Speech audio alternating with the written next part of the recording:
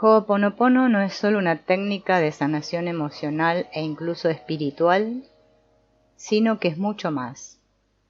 Es una filosofía de vida, un modo de vivir el día a día de forma consciente, en el aquí y el ahora, tomando responsabilidad al 100% de todo lo acontecido en tu universo personal. De hecho, si traducimos literalmente la palabra, nos da la clave específica para ello. El hawaiano es un idioma que consta de muy pocas consonantes y por tanto hay multitud de palabras que, dependiendo del contexto, pueden significar una cosa u otra. Tomemos por ejemplo una de las más conocidas, que es aloha, que puede expresar un simple hola o un adiós, aunque su significado más real es amor, compasión, ternura, empatía, unión, cariño y un largo etcétera. En realidad, más que una simple palabra, es un concepto. Por ejemplo, el halo hace referencia al centro del pecho, al corazón humano, aunque también puede hacer referencia al centro del universo. Los antiguos sabios de la tradición hawaiana sabían de la fractalidad del universo, es decir, el todo es igual a cada una de sus partes, por tanto daba igual hablar del centro del corazón del ser humano como del centro del universo.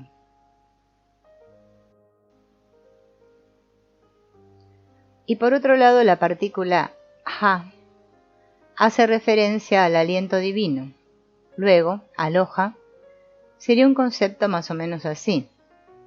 Desde el centro de mi corazón o desde el centro del universo, con mi aliento divino te reconozco por medio de tu aliento divino a través de tu centro del corazón o del centro del universo. Toda una declaración de principios de unidad, donde no se hace distinción entre una persona y otra. Una aloha es en el fondo una muestra de alegría de tenerte ahí, frente a mí, momento el cual bendigo y honro, colocando sobre tu cuello una guirnalda de flores como reconocimiento de tu presencia divina ante mí. Esto es parecido a la tradición maya, donde al saludarse se decían In Lakesh y el otro respondía Alakent, yo soy tú, y el otro respondía yo soy otro tú. Una muestra más de conciencia de unidad divina también. Ho'oponopono puede traducirse por hacer, pono por correcto, y de nuevo pono otro correcto. Ho'oponopono podríamos traducirlo al castellano como hacer correcto lo correcto, o dándole un poco de rosca al asunto, corregir lo erróneo. Por lo tanto, cuando pones tu empeño en vivir tu vida haciendo correcto lo correcto, entonces eso ya deja de ser una técnica para convertirse en una filosofía de vida. ¿Y cómo se puede saber qué es lo correcto? Pues lo cierto es que para la divinidad todo es perfecto. Para ella nada está bien o mal, simplemente es. En cambio, para saber qué es lo correcto en el universo de la dualidad, hemos de poner esa evaluación en nuestro yo superior, pues es quien sabe guiarnos por caminos de armonía y despertar. Por lo tanto, para saberlo a un nivel de conciencia tan limitado como en el que nos desenvolvemos cotidianamente, debemos simplemente dejarnos sentir en el corazón y testar si es congruente con nuestro apreciar personal y con el mundo que nos rodea. Si hay paz, serenidad, confianza y por supuesto gratitud y amor, eso nos acerca a nuestra esencia divina, pudiéndolo considerar a la sazón lo correcto, en el universo dual. Expresándolo de otro modo, podemos decir que desde la supraconciencia entendemos todo como un proceso perfecto hacia el despertar, mientras que desde la mente terrenal simplemente aceptamos el hecho de estar atrayendo lo focalizado de manera armónica en resonancia al estado interno.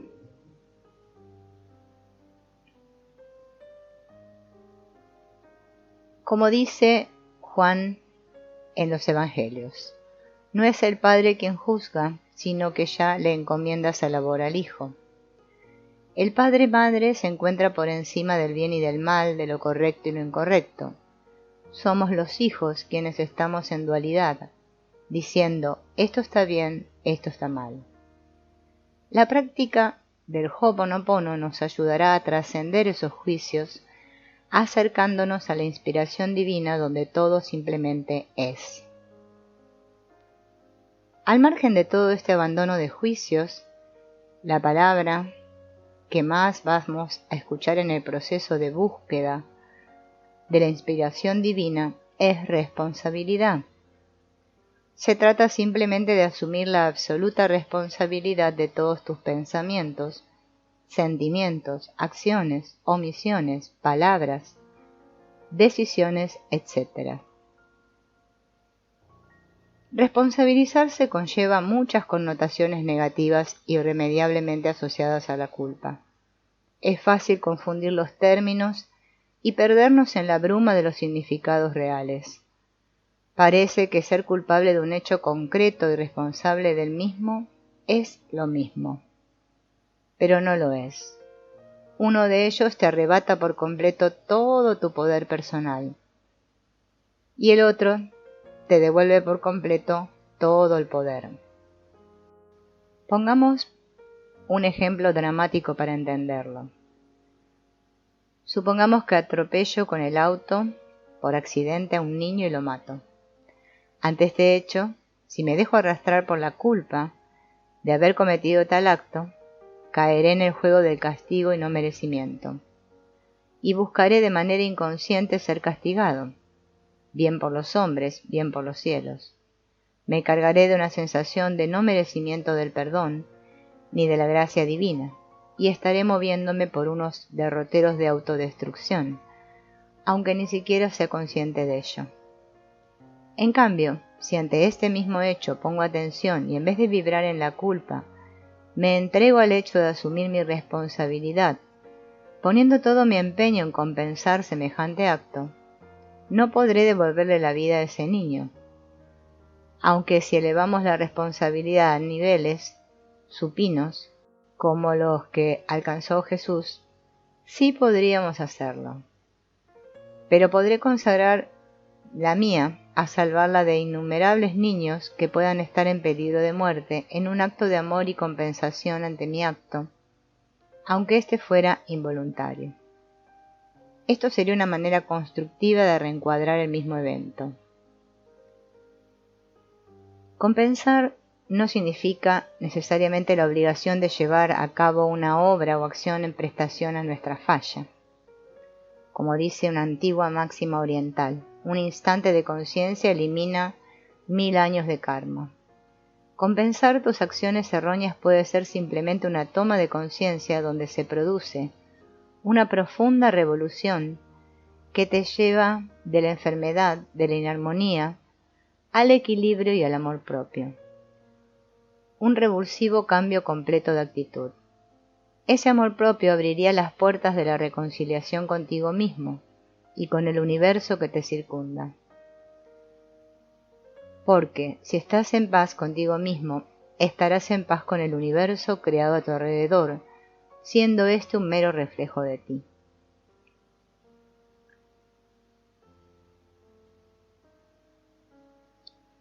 Es muy difícil comprender que somos absolutamente responsables de cada uno de los acontecimientos que se van dando en nuestro devenir diario. Y esto es una resistencia generalizada.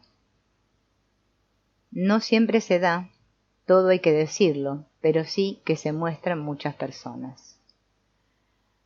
¿Cómo voy a ser yo responsable de que me despidan del trabajo o de que mi vecino del segundo sea un auténtico cretino?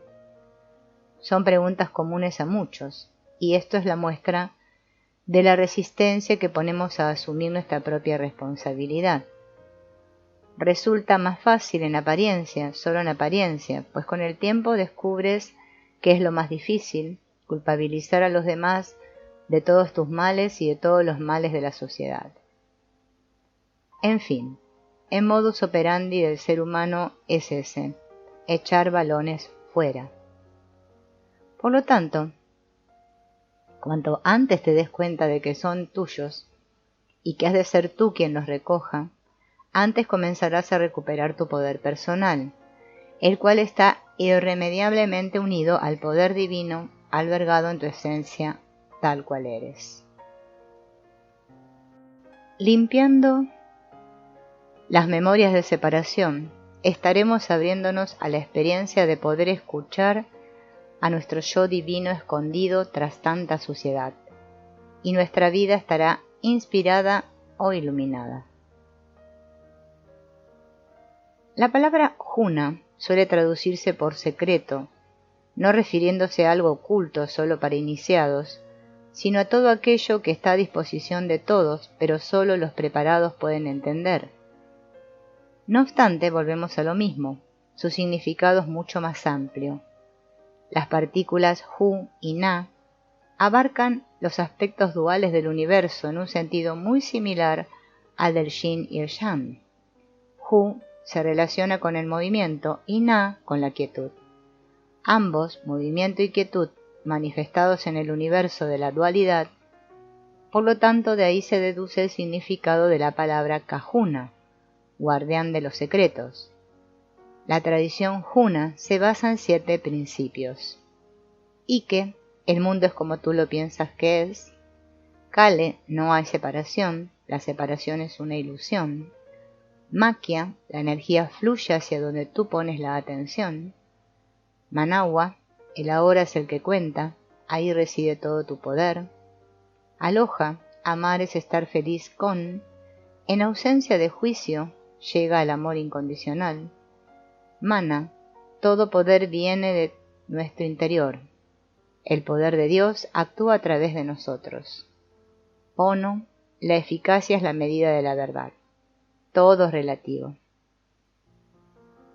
Ike, no son los hechos los que determinan nuestra experiencia de la realidad, sino las ideas, juicios e interpretaciones acerca de los hechos. Tus pensamientos emiten una vibración y el universo responde acorde a ellos. Si tus pensamientos, tanto conscientes como inconscientes, se sustentan en la negatividad, eso será lo obtenido en tu realidad. Kale, estamos envueltos en el mundo de la ilusión, donde hemos aceptado la idea de estar separados de la divinidad, del resto de los seres de la creación e incluso de nosotros mismos. Admitir la existencia de esos velos es un primer paso para trascenderlos. En realidad todo está interconectado, todo es posible en un mundo de potencialidad pura. Makia. La energía fluye de forma natural hacia donde ponemos la atención, simplemente por el principio de intención. Cuando los pensamientos tienen suficiente fuerza, se manifiestan de alguna manera en la materia. Hemos de tener en cuenta que el mismo poder de creación tienen nuestros pensamientos involuntarios, como por ejemplo, cuando estamos enfadados o sentimos algún malestar. Manawa. Aquí se hace referencia al tan manido tema de aquí ahora. Si prestas atención, es lo único que tenemos, un presente continuo. Aloha, el más potente de todos los principios. Al final todo se sustenta en el amor. En el amor reside la confianza, la gloria, la esperanza y el gozo de sentirse uno con Dios. El amor siempre te hace sentir unido a alguien. Frente a ese estado de felicidad, nada es imposible. Mana, todo poder nace del interior, y ese va en aumento en la medida que vas permitiendo a la divinidad actuar a través tuyo. Por eso la importancia de limpiar las memorias erróneas que nos hacen sentir separados de Él. Toda la naturaleza tiene poder por sí mismo y un propósito por el mero hecho de existir. Ono. Con este principio del Huna te invita a cuestionártelo todo, incluso estos principios. Te recuerda la relatividad de todo, siempre en función de la actitud del observador o del experimentador. En la medida en que permitimos liberarse a nuestros hermanos de sus errores, nos estamos concediendo la gracia de liberarnos de los nuestros. Del mismo modo que perdono a los demás, me estoy perdonando a mí mismo y estoy siendo perdonado por el resto. Ofensor y ofendido están vinculados por un hilo energético insano a perpetuidad mientras no sea sanado por ellos mismos. Se encuentran vinculados por la transgresión misma y por la cadena de consecuencias que entraña. Está en ti colocarte en una situación de humildad y reparar cuanto antes la situación, aunque solo sea por un puro acto de inteligencia. Una de las prácticas más populares en la filosofía Juna es, por lo tanto, la del perdón y la reconciliación. Cuando una persona ofendía a otra y quería resolver el conflicto, acudía a los consejos de un Kahuna. Este convocaba a ambas partes bajo una serie de premisas.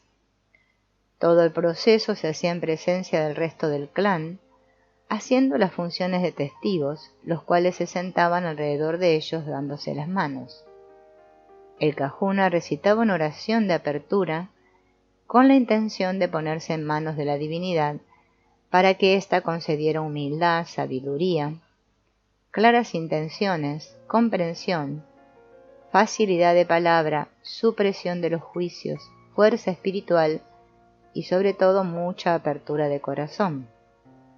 Ambos, ofensor y ofendido, debían exponer en público la situación a resolver, escuchándose en silencio y con sumo respeto el uno al otro. Entre todos los asistentes se comentaba la conducta del agresor y de la víctima, invitando a estos a aceptar los comentarios de los testigos. Luego, más tarde, los dos realizaban un nuevo autoescrutinio, poniendo toda la sinceridad posible. El Kahuna evitaba en todo momento la expresión de faltas de respeto, invitando a la meditación y al silencio hasta que los ánimos volvían a calmarse. El agresor debía hacer una confesión honesta ante la divinidad. El Kahuna determinaba una restitución inmediata o un acto de compensación en función de la falta cometida. Ambas partes debían estar de acuerdo. Debía producirse un intercambio mutuo del perdón. El agredido debía asumir de forma sincera el hecho de haber perdonado por completo a su ofensor, y el perpetrador debía asumir de forma sincera su completo arrepentimiento. De este modo la culpa y la ofensa quedaban liberadas. Toda la comunidad, incluidas las personas en conflicto, aceptaba que nunca jamás se volvería a hablar del tema, quedaba en el olvido. No hablando más de ello impedía seguir alimentando el conflicto ocurrido. El asunto quedaba completamente zanjado. De este modo los hilos invisibles sustentados por la rabia y el resentimiento quedaban disueltos. El Kahuna cerraba el proceso con una oración de gratitud hacia la divinidad. Conociendo este proceso de reconciliación Juna, nos resulta fácil entender las palabras de Jesús. Primero, habla con tu hermano ofendido y pon todo tu empeño en resolver las diferencias. Si no es suficiente, acude en ayuda de testigos que puedan sustentar tus intenciones de resolver el conflicto. Si de nada sirve esto último, acude entonces a la comunidad. Y si tampoco es suficiente, entonces es que tu hermano o hermana prefiere mantenerse en su rabia y retroalimentar el resentimiento.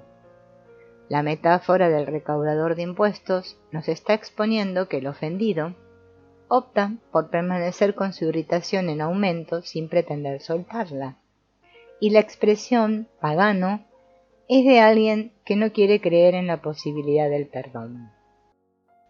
Esto está expresado en los evangelios de la siguiente manera: si tu hermano te ofende, ve y corrígelo tú y él a solas. Si te escucha, has ganado a tu hermano. Si no te hace caso, hazte acompañar de uno o dos, para que el asunto se resuelva con testigos. Si no hace caso, informa a la comunidad. Y si no hace caso a la comunidad, considéralo un pagano o un recaudador de impuestos. Si seguimos leyendo, a partir de este punto los evangelios, encontramos: os aseguro que lo que tenéis en la tierra quedará atado en el cielo, y lo que se desate en la tierra quedará desatado en el cielo. Lo que estamos atando en la tierra es una metáfora de lo que está ocurriendo en el mundo consciente terrenal. Esto influye a la hora de ascender hacia estados de conciencia superiores. Todo lo que desates, es decir, liberes en el mundo de la conciencia y de la inconsciencia, quedará resuelto a la hora de tus intenciones de ascender hacia el nivel de atención que porta tu yo superior.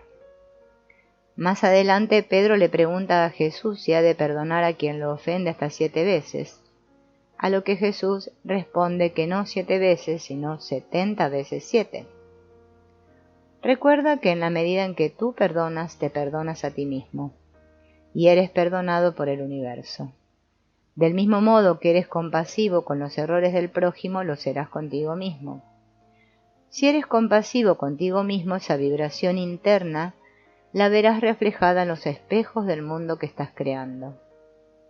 Esto se ve muy bien reflejado en la parábola sobre el perdón. El acto de perdonar es liberador por sí mismo. No hacerlo nos mantiene atados energéticamente a la falta cometida, desgastando la energía personal por mantener la rabia y el resentimiento vivos.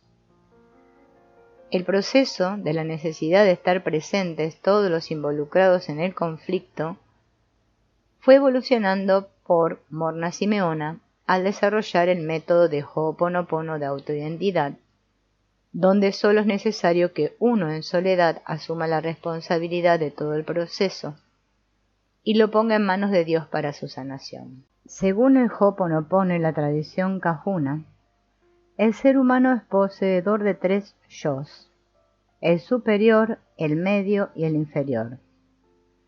El yo inferior lo podemos considerar como el subconsciente en el ámbito de la psicología occidental, al yo medio, la mente consciente, y al yo superior, la mente supraconsciente, capaz de estar en contacto directo con el espíritu de la persona. Si todos estos yos se encuentran relacionados entre sí en armonía, se te estará concediendo la gracia y el bienestar de estar conectándote con tu esencia. En la tradición Huna, el yo inferior recibe el nombre de Unihipili, también llamado el niño o la niña interior, pues es un término más apropiado para definir la inocencia de su esencia. Esta manifestación del espíritu tiene las siguientes características. Primero, se encarga de las funciones básicas para la supervivencia del cuerpo. Digamos que está a nuestro servicio para mantenernos con vida, sin necesidad de estar pensando en respirar o mirando la hora para alimentar nuestro cuerpo. Segundo, tiene la inocencia de un niño. Tercero, nunca duerme, siempre está trabajando. Cuarto, su capacidad de raciocinio es similar a la de un animal, no distingue si es imaginario o real. Quinto, es la vasija donde hemos ido acumulando todas nuestras culpas, iras y resentimientos a los cuales les hemos ido dando la espalda para no confrontarlos. Sexto, si se siente abandonado no sabe discernir dejándose arrastrar hacia el dolor. Séptimo, las ideas de no merecimiento, de maldición, etc., son programaciones erróneas instaladas en el niño interior donde se ocultan nuestras sombras. Octavo, nuestro yo inferior no distingue si estamos pidiendo o no a la divinidad cuando algo nos da miedo. Si algo te asusta, eso crea una reacción emocional en ti, y el niño interior solo entiende de emociones. Por lo tanto, si estamos visualizando lo que tememos con la emoción añadida de miedo, el yo inferior atrae sobre nosotros lo visualizado. Uno de los modos existentes para superar un temor es confrontarlo con el yo medio o consciente. Confrontarlo por entero de una sola vez puede causarnos desasosiego y vernos incapaces de hacerlo. Por eso a veces es importante llevarlo a cabo poco a poco. 9. Es la caja donde guardamos los recuerdos. Con esos recuerdos, dependiendo de su carga emocional, fabricamos los mapas y las brújulas con los que nos guiamos por el mundo de manera inconsciente. 10.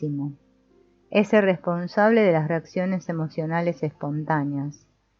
Estas irán en función de las programaciones recibidas de los padres, la escuela, las personas influentes, etc. 11. Para el niño interior el tiempo no existe. Todo es presente, por eso cuando sentimos miedo en realidad está ocurriendo porque estamos recordando algo y lo estamos viendo como si estuviera pasando en este preciso instante. Por todas estas características, el yo inferior necesita del apoyo constante del yo medio, es decir, del consciente, para recibir aprobación, cuidados, apoyo y sobre todo mucho amor. El yo medio recibe el nombre de Uane y es el representante de la mente consciente del individuo, y se caracteriza por, primero, en él reside la fuerza de voluntad y el raciocinio.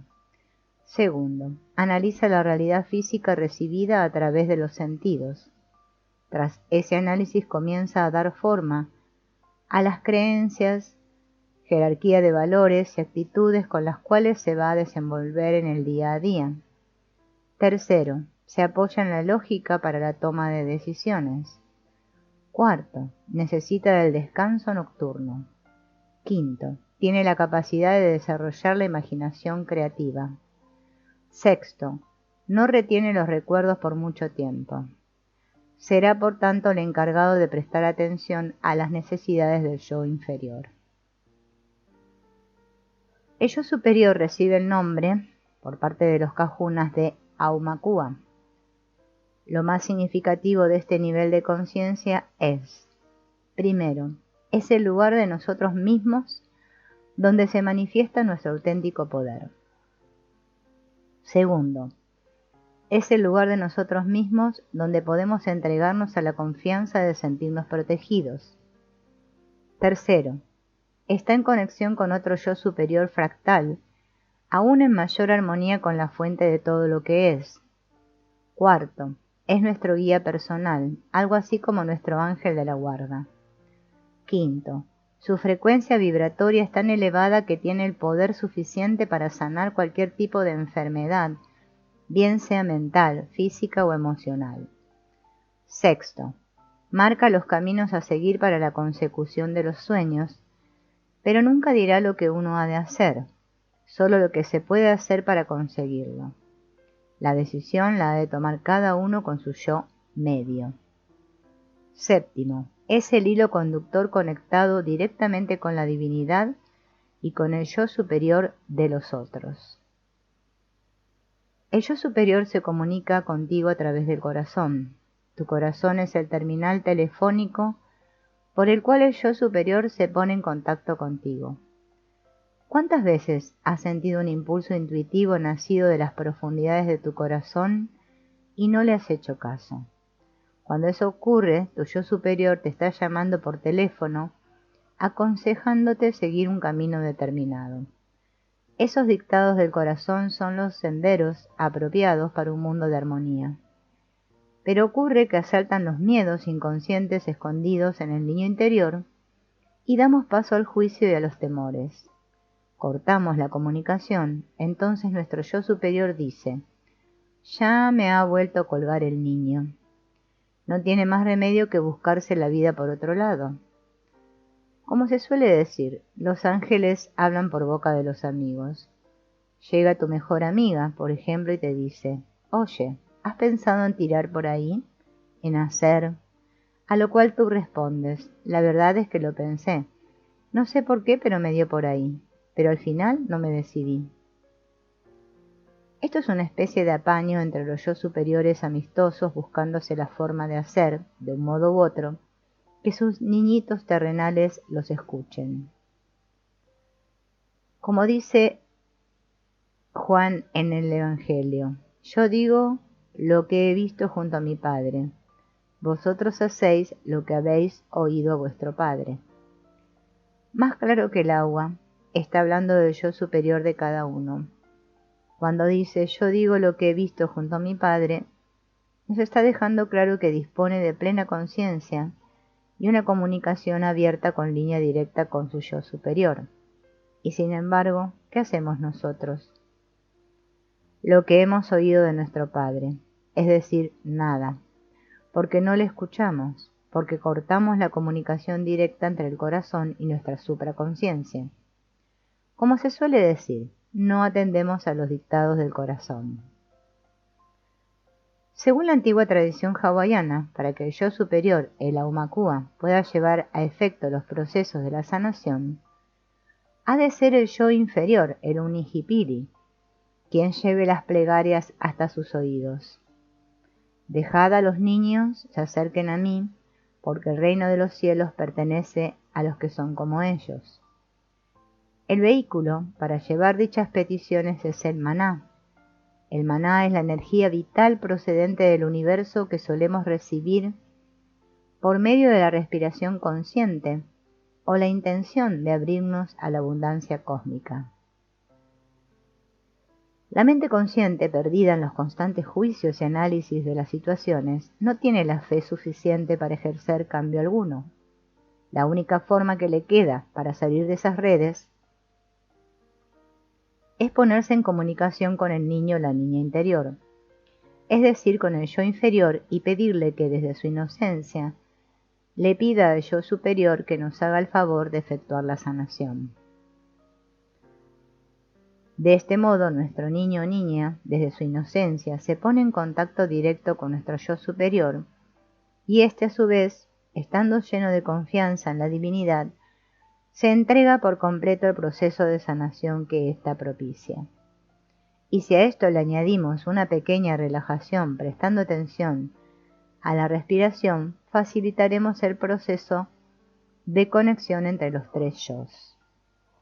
Pero claro, si nuestro niño o niña interior está consumido por la desconfianza y la sensación de abandono, no atenderá nuestra petición y no escribirá carta alguna a nadie. Es responsabilidad nuestra hacer lo que sea necesario por recuperar su fe en nosotros. Pensemos en un momento, en un hecho de nuestra infancia, el cual lo vivimos con profundo dolor. Algo ocurrió que nos sumió en un estado de desolación, de soledad o de abandono. Un niño o una niña de corta edad no tienen las herramientas necesarias para gestionar un hecho tan dramático, y entonces hacemos lo único que sabemos hacer en ese momento: huir. Le damos la espalda al dolor que nos está produciendo esa situación. No podemos sentirnos culpables por ello. Estamos haciendo lo que sabemos para salvarnos. Ocurre que en ese instante es como si el niño o la niña viviera un proceso de mitosis, donde uno de ellos se quedara enquistado en el dolor y el otro, en una dimensión paralela, siguiera su camino creciendo y alcanzando la edad adulta. El problema radica en que el niño que se quedó enquistado en el dolor sigue ahí sumido en el abandono, mientras que tú seguiste con tu vida dándole la espalda a todo ello. Imagina por un momento cómo se siente ese niño o niña. Cuando más necesitaba de tu apoyo y de tus cuidados, tú le diste la espalda, diciéndole: ahí te quedas, búscate la vida. Es decir, que cuando más necesitaba de tu protección, tú vas y la abandonas. Esto se llama traición. Claro, no hay culpa. Hicimos lo único que supimos hacer para salir airosos de ese dolor. Pero ahora, a nuestra edad adulta, sí disponemos de las herramientas necesarias para gestionar todo esto. Por lo tanto, está en nuestras manos asumir la responsabilidad de nuestras acciones y volver en busca y rescate de aquel niño abandonado. Si te das cuenta, no nos hemos dejado de traicionar una y otra vez a lo largo de nuestra vida. Cada vez que dijimos sí y queríamos decir no, nos estábamos traicionando a nosotros mismos. ¿Cuántas veces te has traicionado? ¿Cómo vas a confiar así en ti? ¿No te das cuenta de que has perdido la confianza en ti mismo precisamente porque no has dejado de traicionarte día a día? ¿No te das cuenta de que, como no recuperes la confianza en ti mismo, jamás vas a recuperar la confianza en la divinidad? Se hace imperioso recobrar a toda costa la confianza de nuestro niño interior para poder volver a caminar juntos de la mano. Tú decides. Es en tu yo inferior donde acumulas tus miedos, tus culpas, tus no merecimientos, la ira, la rabia, la desesperanza, la desesperación, etc. En otras palabras, tus sombras. Mientras toda esa oscuridad permanezca ahí, el yo inferior se sentirá avergonzado de presentarse ante el yo superior. Lo grande de esto es que no es necesario conocer los acontecimientos concretos. No necesitamos saber con exactitud qué ocurrió o el modo en el que pasaron las cosas. Lo único necesario es asumir que ese dolor, esa desesperanza, se encuentra en nuestro inconsciente grabado a fuego como una memoria enferma. Nos corresponde asumir simplemente esa circunstancia en nosotros, nada más. Si nos hacemos cargo de nuestra memoria enferma, aunque no sepamos cuál es, podemos ofrecerla en sanación a la divinidad.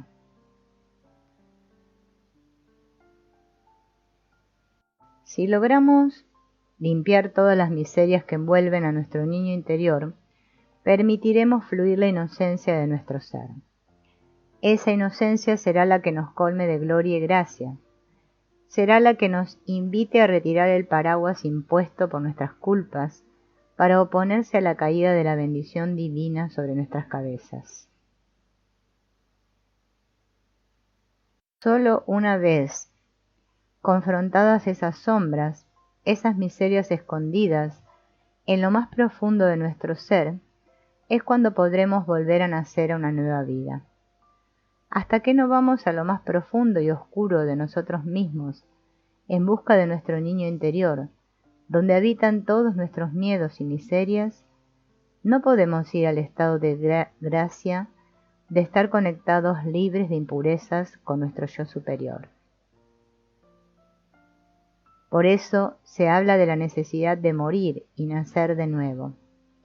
Para morir nuevamente es necesario dedicarse a iluminar las sombras, pedirle a la divinidad que lo deshaga todo. Creemos tener libertad de pensamiento, nos creemos libres pensadores sin darnos cuenta de que nuestros pensamientos siguen las directrices marcadas por antiguas memorias.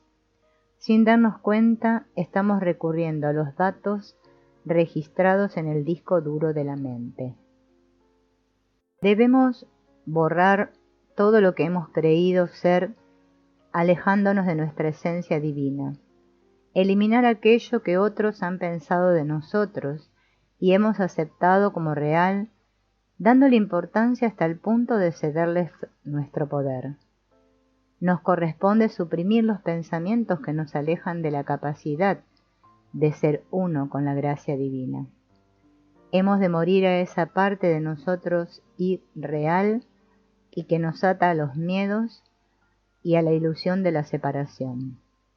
Simplemente morir a eso que creemos ser y renacer a una nueva inocencia. Solo limpiando los miedos de nuestra historia personal, permitiremos manifestarse la presencia de nuestro yo superior, haciéndonos uno con él. Cuanto mayor sea la limpieza, mayor será la grandeza de nuestra presencia. Si no le damos la importancia que merecen a nuestras emociones reprimidas, a los lugares oscuros donde anidan los mayores de nuestros miedos, estaremos dejando pasar la oportunidad de resurgir en la luz.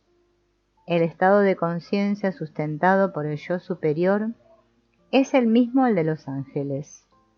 Ese estado de lucidez es propio de las entidades que consideramos celestiales. El problema de esto es que si tu yo superior se presenta ante ti, diciéndote ser tú mismo, pero en un estado de conciencia más elevado, la primera reacción es de incredulidad total, ¿no? Nuestra baja autoestima, juicios y culpas nos impide reconocernos en tal alto grado de vibración. Por ese motivo, en un modo de facilitar la comunicación contigo, tu yo superior recurre a una pequeña estratagema, mostrándose como si en realidad fuese un ángel. El día que tengamos limpias nuestras memorias erróneas de quienes somos en realidad, será cuando tomemos conciencia de nuestro auténtico lugar en la creación. El reino de los cielos está aquí siempre, en todo momento. Solo hemos de entregarnos a la sensación misma de un niño la noche antes de Navidad, sabiendo que al día siguiente va a obtener sus regalos. La sensación de ilusión de los niños es el reino de los cielos. Por lo tanto, sed perfectos como es perfecto vuestro Padre que está en el cielo.